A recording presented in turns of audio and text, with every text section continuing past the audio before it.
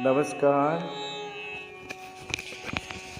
अभी तक आप सबों ने सूक्ष्म व्यायाम के बारे में सीखा और यह जाना कि सूक्ष्म व्यायाम योगाभ्यास या प्राणायाम के पहले कितना महत्व रखता है। सूक्ष्म व्यायाम से हमारे शरीर के विभिन्न अंगों के जॉइंट्स फ्लेक्सिबल होते हैं, हमारा स्पाइन फ्लेक्सिबल होता है, हम अधिक देर तक पद्मासन में बैठ सकते हैं और ध्यान कर सकते हैं। साथ ही साथ शरीर इतना लचीला हो जाता है कि हम विभिन्न प्रकार के योगासन, मुद्रा और बंध का अभ्यास कर सकते हैं, जिससे हमारे शरीर को बहुत फ़ायदा होता है, विभिन्न प्रकार से फ़ायदा होता है। आज हम आपको ब्रीदिंग एक्सरसाइज के बारे में हम बताएंगे। यह वीडियो ब्रीदिंग अभ्यास के लिए समर्पित है। आए और देखें, समझें कि ब्रीदिंग अभ्यास हमारे जीवन में कितना महत्व रखता है।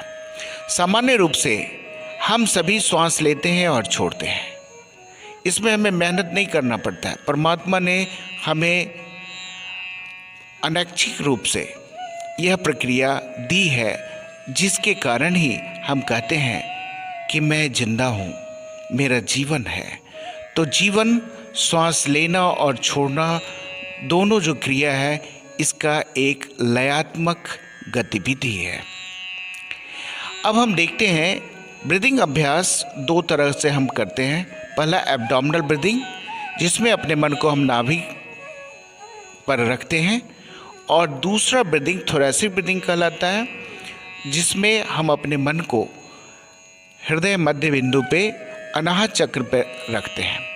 आए और देखें कि किस तरह से हमें एब्डोमिनल ब्रीदिंग करना चाहिए। सबसे पहले मैं आपको बताना चाहूँगा कि ब्रीदिंग अभ्यास करने के समय जो शरीर की अवस्था होनी चाहिए, या तो आप पद्मासन में बैठेंगे, मेरुदंड सीधा रहेगा, जीवा को उलटकर तालू से लगाकर रखेंगे, आंखें बंद हो जाएंगी और मन को नाभि पर टिका कर रखते हैं, केंद्रित करते हुए हम श्वास इस तरह से लेते हैं, धीमी गति से लंबे समय तक लेते हैं, जब तक हमारा श्वास पूरा नहीं हो जाए, जिसमें पेट फैलता है। श्वास हम ले रहे हैं, पेट हमारा फैल रहा है। उसके बाद जब हम पूरा श्वास ले लेते हैं तो हम श्वास छोड़ते हैं और उसी स्पीड से छोड़ते हैं, तब तक छोड़ते हैं जब तक श्वास पूरा का पूरा बाहर नहीं चला जाए। पुनः हम श्वास लेते हैं धीमी गति और लंबे समय तक, और फिर हम उसे छोड़ते हैं। यह जो क्रिया है कम से कम 10 बार करनी चाहिए। इसके बाद हम अपने मन को हृदय मध्य बिंदु पे रखते हैं और यहाँ रख करके हम फुल लंग्स ब्रीदिंग लेते हैं। 2 फेफड़े हैं जो रक्त का शुद्धिकरण करता है। जब हम श्वास लेते हैं तो पूरा का पूरा श्वास लेते हैं धीमी गति से लंबे समय तक, और दोनों लंग्स भर जाता है ऑक्सीजन से। जब हम छोड़ते हैं श्वास को तो पूरा कार्बन डाइऑक्साइड हमारे शरीर से बाहर हो जाता है। इस तरह से हमारा लंग्स स्वस्थ हो जाता है, मजबूत हो जाता है और हमारे शरीर को भरपूर ऑक्सीजन मिलता है। साथ ही साथ रक्त पूर्ण रूप से शुद्ध हो जाता है। तो थोरैसिक ब्रीदिंग भी हम 10 बार करेंगे कम से कम, आप चाहें तो ज़्यादा भी कर सकते हैं।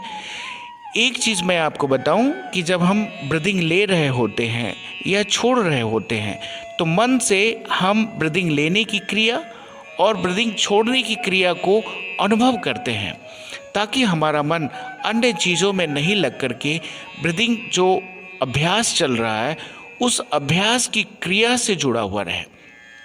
तो जैसे जैसे हम अपने ब्रीदिंग को लंबा, धीमी गति और लंबा करते जाते हैं, वैसे वैसे हमारा मन स्थिर होता जाता है, स्थिर होता जाता है।